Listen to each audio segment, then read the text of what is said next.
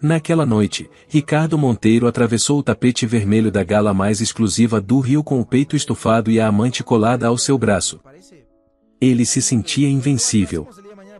Horas antes, havia deixado a esposa em casa, de roupas simples, dizendo que eu precisava trabalhar até tarde.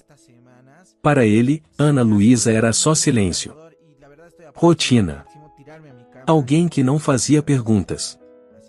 O que Ricardo não sabia é que aquela festa não era um convite ao sucesso. Era uma armadilha. Cada lustre, cada taça de cristal, cada diamante exposto naquela noite pertencia à mulher que ele havia desprezado. E enquanto ele brindava, achando que estava subindo de nível, o destino já tinha decidido outra coisa. Porque há noites que não celebram conquistas. Elas revelam verdades. Dedo indicador apontando para a direita. Fique comigo até o final desta história, porque quando você descobrir quem realmente comandava aquela gala vai entender por que o silêncio de Ana Luísa foi a arma mais poderosa daquela noite. Quando a porta do apartamento se fechou atrás de Ricardo, o silêncio tomou conta do ambiente. Ana Luísa permaneceu parada por alguns segundos, com a mão ainda próxima à maçaneta. Não chorou. Não chamou o nome dele. Apenas respirou fundo, como quem já conhecia aquele roteiro. Para Ricardo, Ana era previsível. Simples demais. Quietinha demais. Ele acreditava que a esposa era apenas uma mulher comum, satisfeita com pouco, alheia ao mundo de negócios, distante de qualquer ambição maior. Uma esposa que aceitava tudo. Que nunca questionava. Que não incomodava. Mas aquela imagem era só o que ele escolheu enxergar. Ana caminhou até a sala. A mesa do jantar ainda estava posta. O prato dele, intacto. Ela recolheu tudo com calma, lavou a louça, secou as mãos. Cada movimento era preciso. Sem pressa. Sem raiva aparente. Quem olhasse de fora jamais imaginaria o que se passava dentro dela. Durante 4 anos, Ana ouviu Ricardo falar sobre crescimento, status, contatos importantes. Ouviu ele se vangloriar do próprio potencial, enquanto diminuía o dela com pequenas frases disfarçadas de elogio. Você é simples, e isso é bom. Você não ia gostar desse tipo de evento. Esse mundo não é para você. Ela nunca discutiu. Nunca levantou a voz. Nunca tentou provar nada. E foi exatamente isso que fez Ricardo acreditar que tinha o controle. O que ele não sabia é que Ana observava tudo. Ela sabia quando ele começou a chegar mais tarde. Sabia quando o perfume mudou. Sabia quando os gastos no cartão aumentaram. Sabia quando as mentiras ficaram mais frequentes. Nada passou despercebido. Ana apenas escolheu o silêncio. Não por medo, mas por estratégia. Naquela noite, enquanto Ricardo se sentia importante, vestindo um terno caro e exibindo confiança falsa, Ana caminhou até o quarto. Abriu o guarda-roupa.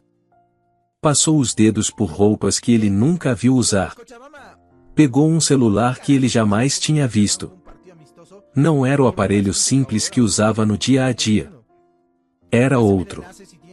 Ali, Ana deixou de ser a esposa discreta que ele desprezava. Sua postura mudou. O olhar ficou firme.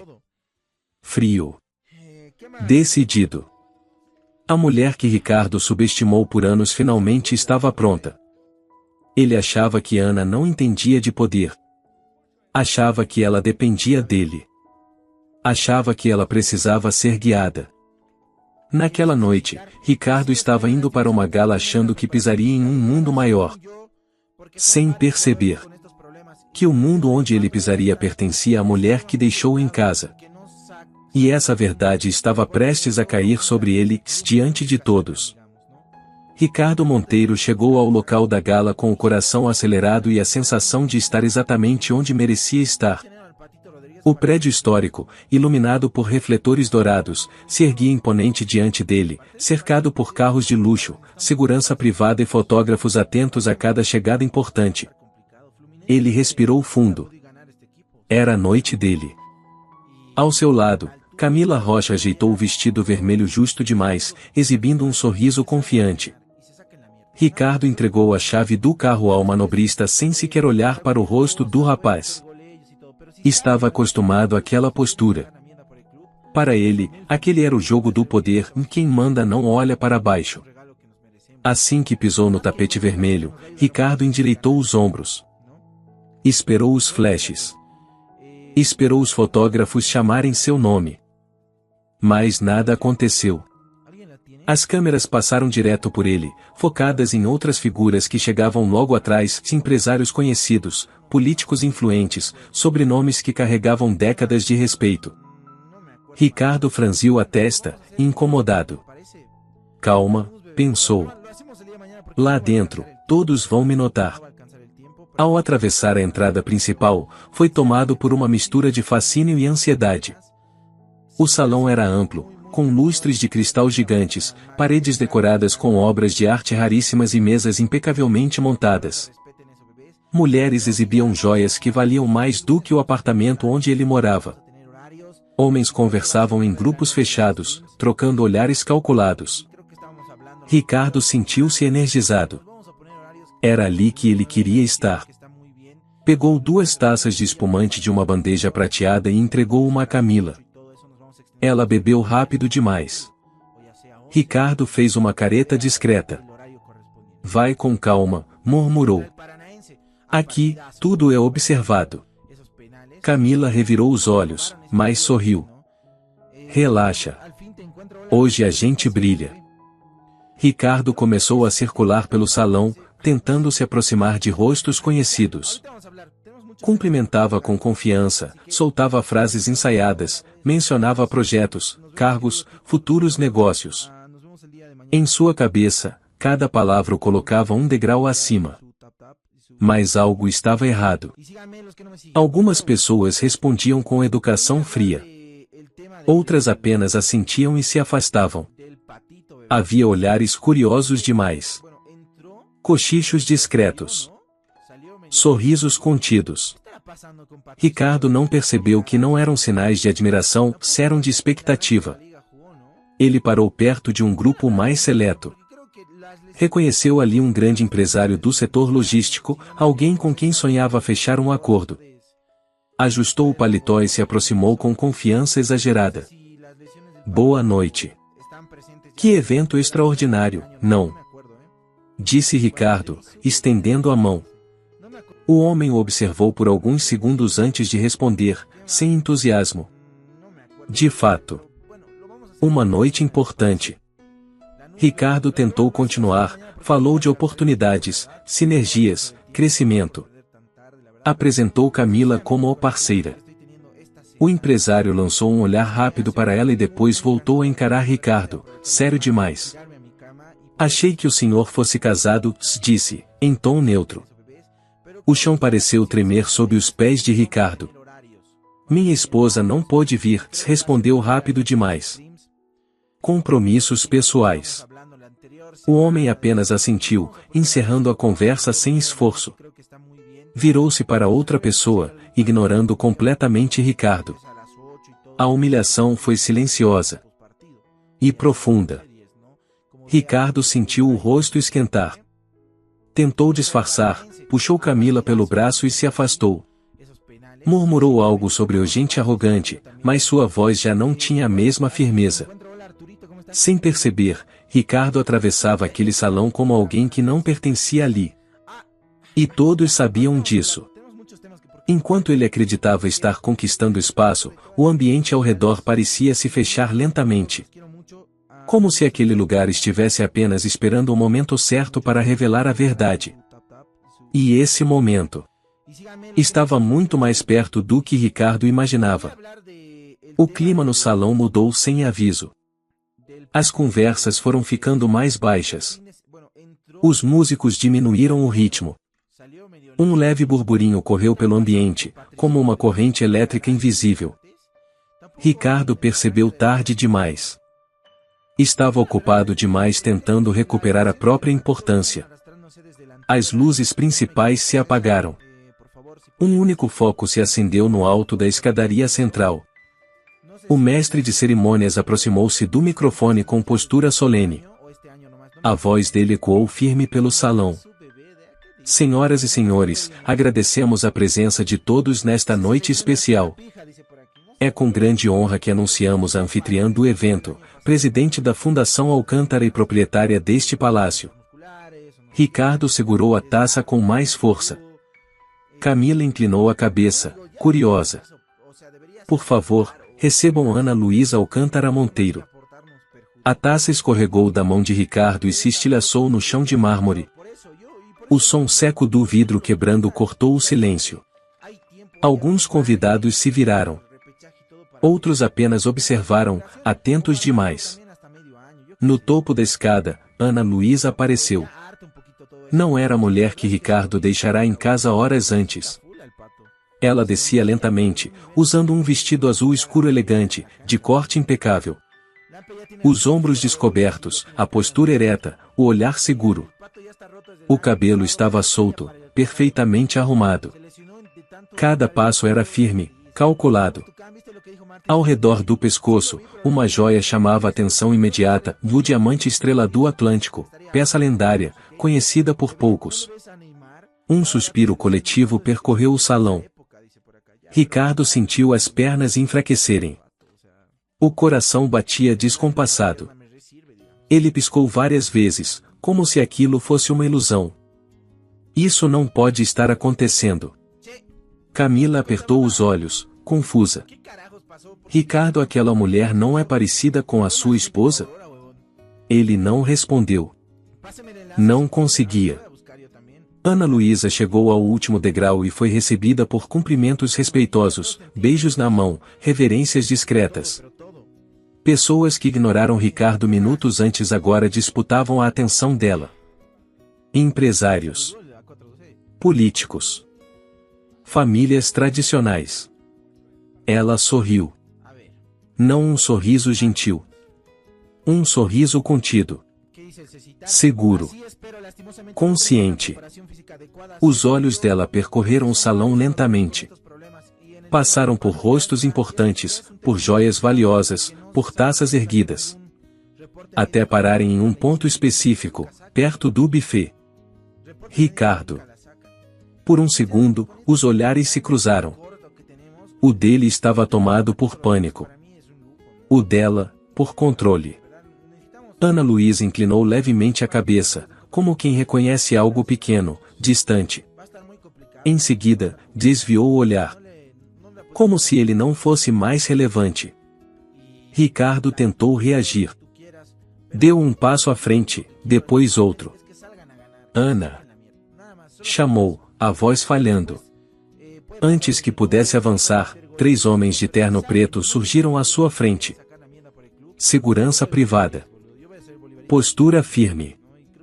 Nenhum deles precisou tocar nele para deixar claro que não passaria. Senhor, mantenha calma, disse um deles, em tom baixo. Ela é minha esposa. Ricardo insistiu, já chamando a atenção indesejada.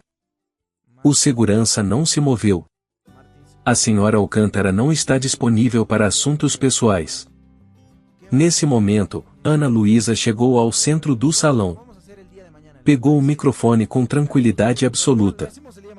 O ambiente inteiro silenciou novamente. Boa noite, disse ela, com voz clara. Esta gala é sobre valor.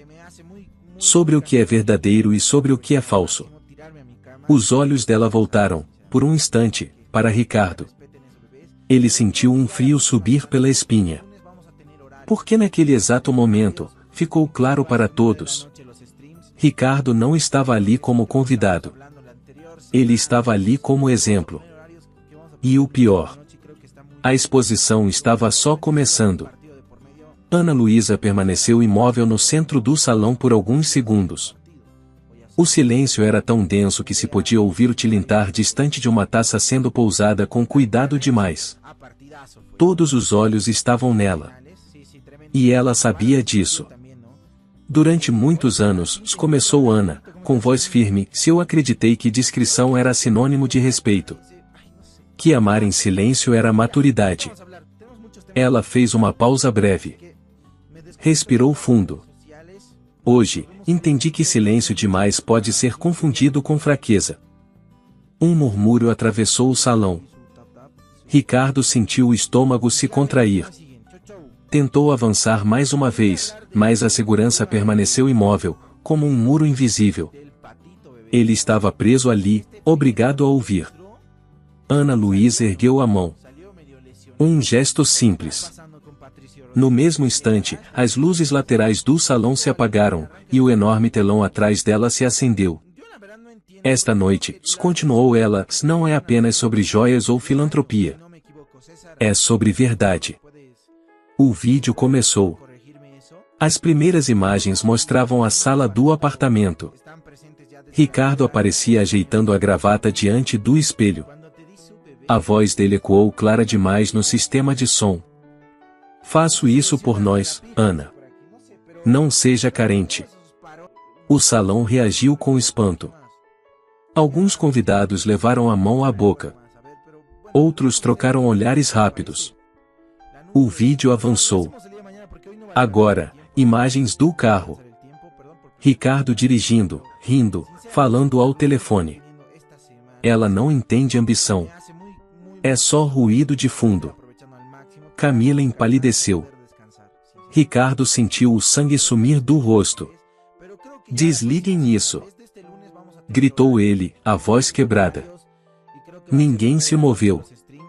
Ana Luísa virou-se levemente, olhando-o pela primeira vez com atenção real. Ricardo, disse ela, sem elevar o tom, você sempre acreditou que ninguém estava ouvindo. Que ninguém via. O vídeo mudou novamente. Desta vez, apareciam registros de transações bancárias. Datas. Valores. Restaurantes caros. Hotéis. Viagens. Tudo projetado com precisão. Esses gastos, te explicou Ana, foram pagos com recursos da empresa onde o senhor Ricardo trabalha. Ou melhor, trabalhava. Um suspiro coletivo percorreu o salão. Jantares que não eram reuniões. Viagens que não eram a trabalho. Presentes que não eram bônus. Tudo registrado. Tudo documentado. Ela voltou o olhar para Camila. E você, disse Ana, com calma cirúrgica, não foi convidada especial. Foi financiada. Camila deu um passo para trás, os olhos marejados. Eu não sabia, murmurou, quase inaudível. Ana não respondeu. Não precisava. Durante 4 anos, continuou ela, se escolhia observar. Não por medo. Mas porque a verdade sempre se revela no tempo certo. Ricardo começou a suar. Olhou em volta, buscando apoio. Não encontrou. Os rostos antes indiferentes agora carregavam desprezo. Telefones já estavam erguidos. O escândalo estava sendo gravado, transmitido, compartilhado. Esta noite, disse Ana, aproximando-se do microfone mais uma vez, também anuncio uma doação de 200 milhões de reais da Fundação Alcântara para programas de proteção jurídica a mulheres vítimas de traição e abuso emocional. O salão explodiu em aplausos. Ricardo tentou falar. Abriu a boca. Nada saiu. E, por fim, concluiu Ana, se informo que dei entrada no pedido de divórcio por justa causa. Com provas. Todas exibidas aqui. Ela fez um sinal discreto. Segurança, por favor. Retirem os envolvidos. Eles não representam os valores desta casa. O comando foi seco. Definitivo. Ricardo sentiu mãos firmes em seus braços. Camila começou a chorar, chamando o nome dele. Mas ninguém olhava. Ninguém defendia. Enquanto era conduzido para fora, Ricardo entendeu, tarde demais. Ele não estava sendo expulso apenas de uma festa. Estava sendo apagado da elite. E a queda ainda estava longe de terminar. A porta principal se fechou atrás de Ricardo com um som seco. Do lado de fora, a noite parecia mais fria. As luzes douradas do palácio ficaram para trás, substituídas pelo clarão agressivo dos flashes. Repórteres avançaram como se estivessem esperando aquele momento há horas. Senhor Monteiro, é verdade que sua esposa é a dona da fundação? O senhor desviou recursos da empresa? Quem é a jovem que o acompanhava? As perguntas vinham enrajadas. Ricardo levantou as mãos, tentou se proteger. A voz não saía. O corpo inteiro tremia. Pela primeira vez, não havia uma frase ensaiada para salvá-lo. Camila surgiu logo atrás, pálida, os olhos borrados de maquiagem. Ela olhou em volta, percebeu os celulares apontados, os cochichos, os sorrisos mal contidos. Deu 2 passos para longe dele, como quem se livra de um peso. Isso é loucura, disse ela, com a voz fina. Você disse que estava separado. Ricardo tentou segurá-la pelo braço. Camila, espera. A gente resolve isso. Ela se soltou num movimento brusco. Resolve o quê? Retrucou. Você mentiu para mim também. Um carro de aplicativo parou na calçada. Camila entrou sem olhar para trás. A porta se fechou. O veículo sumiu no trânsito. Em segundos, Ricardo estava sozinho. Ele respirou fundo, tentou se recompor. Precisava sair dali. Precisava do carro. Caminhou até o balcão do valet, o bilhete amassado na mão. Meu carro. Agora, disse, tentando soar firme. O funcionário conferiu o número, olhou para a tela, depois para Ricardo. Um momento, senhor. Não demorou. Um homem de uniforme cinza se aproximou com uma prancheta. Ricardo Monteiro? Perguntou, sem emoção. Recuperação de ativos. O veículo está sendo recolhido. O quê? Ricardo riu, nervoso. Deve haver algum engano. O pagamento está em dia. Estava, respondeu o homem. A garantia foi retirada há 20 minutos. Contrato encerrado. O mundo girou. Ricardo correu até o carro, pegou os óculos escuros, um pacote de balas no porta-luvas. Tocou o volante pela última vez. O guincho levou o veículo embora como se levasse um troféu. A chuva começou fina. Ricardo puxou o celular. Abriu o aplicativo do banco. Acesso negado. Tentou o cartão. Pagamento recusado. Outro cartão. Recusado. Um e-mail chegou. Depois outro. Recursos humanos. Rescisão imediata por justa causa. Auditoria interna. Inconsistências. Encaminhamento às autoridades. Ricardo sentou no meio-fio. O terno carocolou na pele molhada. O peito doía. A vida que ele exibirá por anos se desmontava em tempo real. Dentro do palácio, a música voltou. Risos. Brindes. Ana Luísa seguia recebendo cumprimentos, cercada de respeito. Ela não precisou gritar. Não precisou correr. Apenas fechou as portas. Horas depois, já de madrugada, Ricardo entrou no metrô com o último dinheiro que tinha. Observou o reflexo no vidro escuro. Parecia mais velho. Menor. Invisível. Nos dias seguintes, a queda continuou. Amigos não atendiam. Convites sumiram.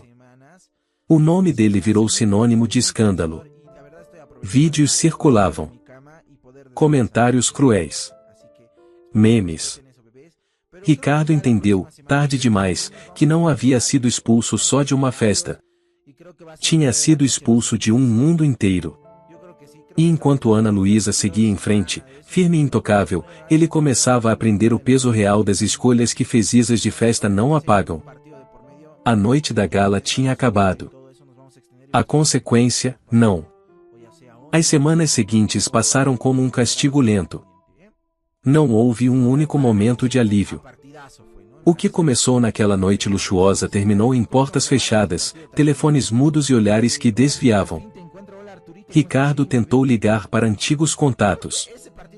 Pessoas que brindaram com ele em eventos. Gente que prometera parcerias. Nenhuma chamada retornou. As mensagens ficaram no visualizado. O nome dele havia se tornado um problema. Um risco. Os vídeos da gala circulavam sem parar. O rosto dele, pálido, sendo retirado pela segurança. As frases ditas no carro. As mentiras. Tudo recortado, repetido, ridicularizado. Em poucos dias, Ricardo não era mais um homem. Era um exemplo negativo. O processo judicial avançou rápido. As provas eram claras demais. Gastos indevidos. Desvios disfarçados. O advogado que conseguiu contratar foi direto. Se insistir, vai perder tudo. Se aceitar, sai com o que sobrar e com a liberdade. Ricardo assinou papéis sem ler direito. Cada assinatura parecia arrancar um pedaço do que restava do orgulho. O apartamento foi devolvido. Os móveis vendidos. O relógio caro revelou-se falso. Mais uma mentira dentro da mentira. Com o dinheiro acabando, Ricardo se mudou para um bairro afastado. Um quarto pequeno. Úmido. Dividido com desconhecidos. O silêncio ali era diferente. Não era paz. Era abandono. Todos os dias, ele enviava currículos. Ajustava o tom. Mudava o nome da empresa. Nada funcionava. Algumas respostas eram educadas. Outras, frias. Seus valores não se alinham com a nossa cultura. A verdade era simples, e ninguém queria associar o próprio nome ao dele. Meses depois, Ricardo aceitou o que nunca imaginou. Um trabalho temporário. Cafeteria movimentada no centro financeiro. Avental verde. Turnos longos. Salário mínimo. Ele se tornou invisível, exatamente como sempre tratou Ana Luísa. Servia cafés para homens que se pareciam com ele de antes. Mesma postura. Mesmo tom de voz. Mesma arrogância. Alguns reclamavam. Outros ignoravam. Um deixou moedas sobre o balcão, como esmola. Ricardo agradeceu com a cabeça baixa. Enquanto isso, Ana Luísa aparecia nos jornais. Não por escândalo. Por conquistas. Projetos sociais. Investimentos. Expansão da fundação. Sempre discreta. Sempre firme. Nunca mencionou o nome dele. Até o dia em que Ricardo a viu de novo. Estava saindo do turno, cansado, quando a rua parou. Carros pretos. Vidros escuros. Uma comitiva silenciosa. No centro, um veículo de luxo avançava devagar. A janela desceu. Era Ana Luísa. Elegante. Tranquila. Ao lado de um homem sereno, de olhar calmo. Eles conversavam baixo. Riam. Não havia tensão. Não havia pressa. Por um segundo, os olhos dela passaram por Ricardo. Não houve surpresa. Não houve raiva. Não houve reconhecimento. Ela não o viu. A janela subiu. O carro seguiu. A rua voltou a andar. Ricardo ficou parado. A chuva fina molhava o uniforme. Ele percebeu, naquele instante, que o pior castigo não tinha sido a perda do dinheiro, nem do status, nem da esposa. O verdadeiro castigo era esse: ter se tornado irrelevante para a única pessoa que realmente importava. Ele entendeu, tarde demais, que confundiu silêncio com fraqueza, que desprezou quem construiu tudo ao redor dele, e que algumas quedas não fazem barulho. Elas apenas deixam você sozinho com a própria consciência. E o que ainda viria seria definitivo. Ricardo ficou ali por alguns minutos, parado na calçada, enquanto a cidade retomava o ritmo. O barulho dos carros, das buzinas, das pessoas apressadas. Tudo seguia normal. Só ele parecia fora do tempo. A chuva fina escorria pelo rosto, misturando-se ao cansaço e à vergonha que já não dava mais para esconder. Ele pensou em tudo o que perdeu.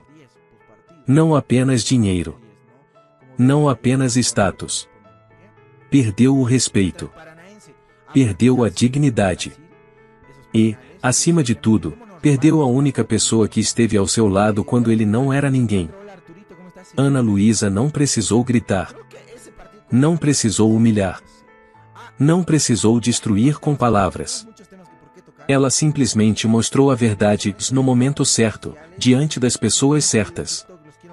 E depois seguiu em frente. Enquanto Ricardo afundava tentando provar que ainda era alguém, Ana crescia sem olhar para trás. Ela transformou dor em propósito. Silêncio em força. Humilhação em justiça. Naquela noite, Ricardo achou que tinha sido expulso de uma festa. Só depois entendeu que tinha sido expulso da própria ilusão. Porque o mundo não pune de imediato. Ele observa. Espera. E cobra no tempo exato. Ricardo confundiu simplicidade com fraqueza. Confundiu silêncio com ignorância. E pagou o preço mais alto, o de ser esquecido. Já Ana Luísa aprendeu que quem sabe quem é não precisa provar nada. Basta esperar. A verdade sempre encontra um palco.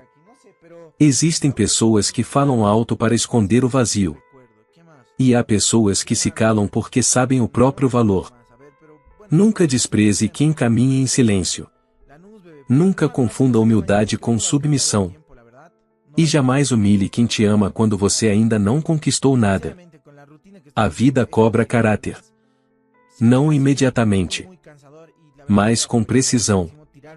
Quem trai, mente e se acha superior pode até subir rápido, mas cai sozinho. E quem constrói em silêncio, vence sem precisar levantar a voz. Yo creo que sí, creo que estábamos hablando la anterior semana de eso, así que nos vamos a poner horarios que vamos a aprender 9 de la noche y creo que está muy bien y lo vamos a hacer. Obviamente si hay algún partido de por medio y es a las 8 y todo eso, nos vamos a extender y vamos a aprender 10 post partido, o ya sea 11, 10, ¿no? Como vea el horario correspondiente, ¿eh? Contra el Paranaense, partidazo fue, ¿no? En Brasil, esos penales, sí, tremendo. Y cómo nos robaron ese partido también, ¿no? Hola, al fin te encuentro. Hola Arturito, ¿cómo estás? Seguime, bebé. Creo que ese partido contra Paranaense, no sé. Ya, ahorita vamos a hablar. Tenemos muchos temas que por qué tocar. Así que me desconecto de todas las redes sociales. Nos vemos, querido TikTok, los quiero mucho. Nos vemos el día de mañana. Los quiero mucho, chicos. No olviden dar ahí su tap y su compartida. Y síganme los que no me siguen. Chau. Listo. Quería hablar de el tema del patito, bebés. No sé. Este fin de... Bueno, entró, pero salió, ¿no? Salió medio lesionadito. ¿Qué estará pasando con Patricio Rodríguez? ¿Llegará este día martes? Tampoco en el arranque de la liga jugó, ¿no? Yo la verdad no entiendo, porque creo que las lesiones del patito vienen arrastrándose desde el anterior año. Si no me equivoco. César, por favor, si puedes, por favor, corregirme eso. No sé si las lesiones del patito están presentes ya desde el anterior año o este año nomás, no me acuerdo, Cuando te di su bebé, ¿de qué te dice? No me acuerdo bien, ese se lesiona hasta la pija, dice por aquí. No sé, pero creo que todos esos parones que tuvo el año pasado el Patito justamente por estos temas de molestias musculares o no sé qué, desgarros también creo que tuvo. Yo digo, ya deberían hacerse, o sea, debería hacerse operar o tratarse, ¿me entiendes? Creo que más que aportarnos perjudica, weón, la verdad nomás. El Pato ya está roto desde el año pasado, por eso yo digo, ¿por qué no lo tratan? O sea, creo que hay tiempo y ha habido margen con todo esto del repechaje y todo para que tenga su recuperación o guardarlo también. Сейчас зайдем, посмотрим, как у них трансляция началась.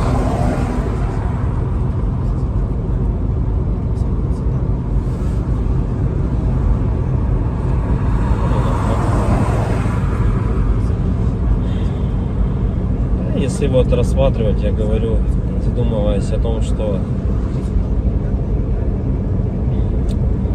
прожитые типа 30 лет,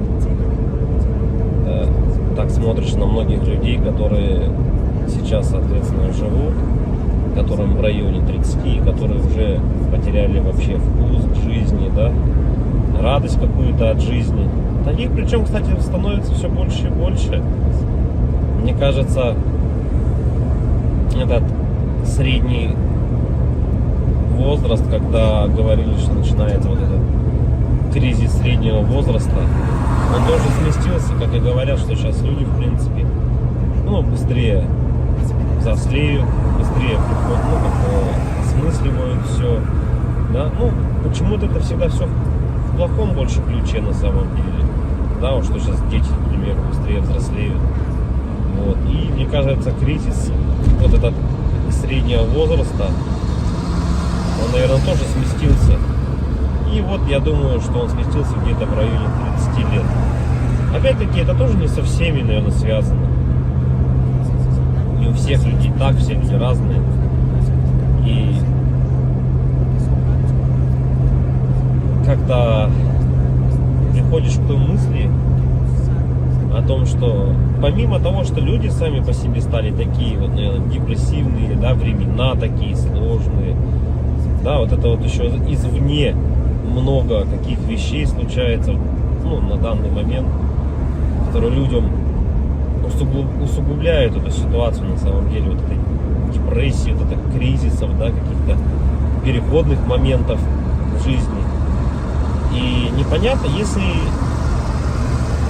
конец этому всему, да, наступает у людей потом белая полоса в жизни, или они не могут выбраться из нее. Примеров достаточно на самом деле много. К примеру, вот сосед у меня есть такой хороший парень был, и есть, он хороший человек сам по себе, но вот у него сейчас очень сложные времена такие, как бы дизмораль на него напала о том, что он не реализовался в своей жизни к 30 годам, что жизнь у него кончена. И не может он выбраться из этой ситуации. Да? Как говорят, если мы говорим, что это мужики такие, да, типа слабые, да, какие-то, безморальные, как бы такие вот, что в основном это случается, наверное, зачастую, может быть, это у мужиков случается в этом возрасте, такой кризис, наверное, да, каких-то неудач в своей жизни, не пришедших ни к чему достойному и хорошему. Но вопрос в том, что это мужики такие, типа слабые, или времена такие стали, что если вот разобраться так, вот, например, возьмем даже с древних времен, когда человеку нужно было добывать пищу самому, да, там убивать мамонтов, мужику стоило там сходить на охоту. Да, на охоту он сходил, кого-то там добыл добычу, принес домой, да, что-то где-то там поделал дома, и все как бы. И это возможно как работа тоже на ежедневной основе, да, была. И как бы мужик в то время считался, но еще воином были, они воинами были, не воевали, да. В любом случае это все такая в основном физическая была работа, типа стратегии именно добычи пищи какой-то себе. Ну, тут вот требовалось, возможно, какое-то знание, да, тут я не спорю. Но в основном это была физическая работа. Если взять, к примеру, не такие далекие времена, когда там люди вот только выходили из пещер, да, взять даже, допустим, 50 лет назад, 100 лет назад, да, когда люди работали на заводах, и что тогда считалось именно мужиком, да, таким. Разница была, наверное, с нынешними временами в том, что если ты работал, к примеру, на заводе на каком-то, то тебе было этого всего достаточно. То есть ты уходил на завод, отработал свое время, да, пришел домой, какие-то тоже там, может, домашние дела, и этого тебе было достаточно на самом деле. Как бы и все, и заключалась вся суть именно мужчин, ну вот, как бы устроиться главное на завод и работать физически, опять-таки, да, получить какое-то образование, так, ну, как бы среднеспециальное, к примеру, да, какой-нибудь токарь, идти на завод, отработать там 8-12 часов, ну, это не легкая работа, я не спорю тоже с этим, но опять-таки этого зато было достаточно. Человек уходил, он отрабатывал там 12 часов и понимал, что ему будет всего достаточно. Ради этого и была, наверное, главная и основная мотивация. Да? И если перенесемся мы, наверное, в наше время уже, сейчас, на данный момент, то есть люди просто не знают на самом деле, как заработать. Как получить жилье, как получить новый автомобиль. То есть способов получения данного результата его нету как такового. Это говоря о том, что ты будешь ходить на работу по 8, по 12 часов, допустим, сутками там работать, да, ты не заработаешь на машину, заработаешь ты на нее через 5 лет, если ты там не будешь ни пить, ни есть, как бы, да.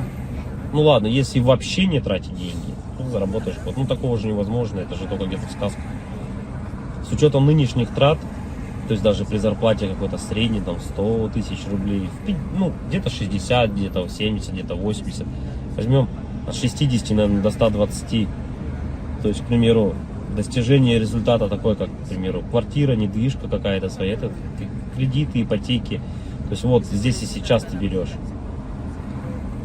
И залазя все глубже и глубже, то есть, как сказать, взял ты, к примеру, себе недвижимость, да, в ипотеку, пусть оно будет так.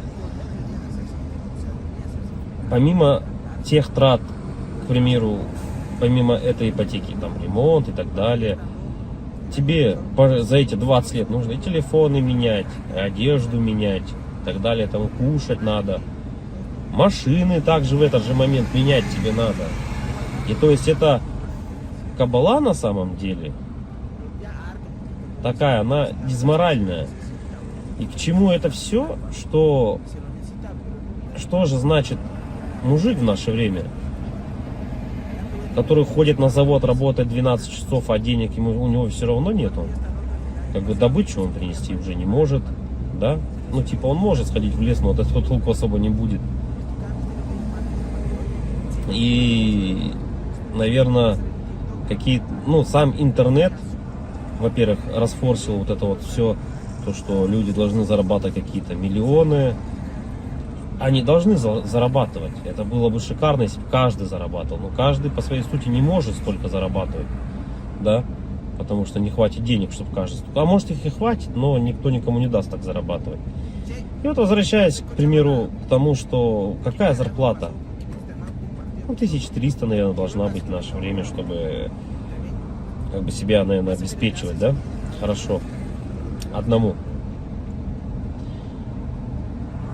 И кто же тогда мужик в наше время? Типа, что он должен делать? Что он должен выполнять? как бы если он ходит на работу, но смысла от этого нету. Ну, как бы он есть, да, у тебя какой-то идет доход, но если его недостаточно. Смотришь другие профессии, другую работу, да,